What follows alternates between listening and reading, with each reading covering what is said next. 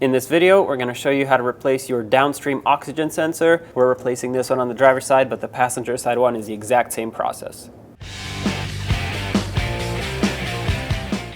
Slide your oxygen sensor socket on here.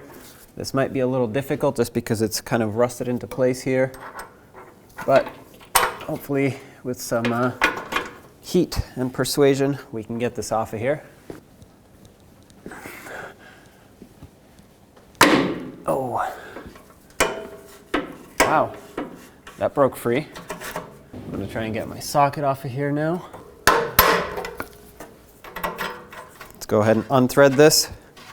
Keep in mind the wire is still attached to the vehicle, so it's going to want to spin a bunch of times.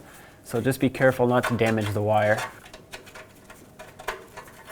Okay, there it is. At the front of the pipe there is another one. This is the upstream. So put the O2 sensor socket on here. Follow the wire. The connector is right here, this blue plug. Press on the locking tab and pull down on it. There it is.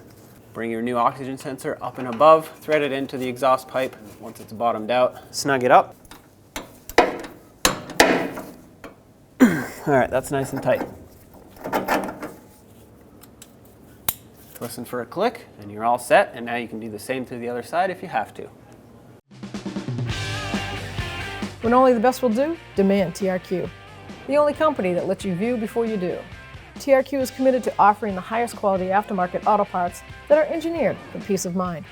Thanks for using and viewing with TRQ.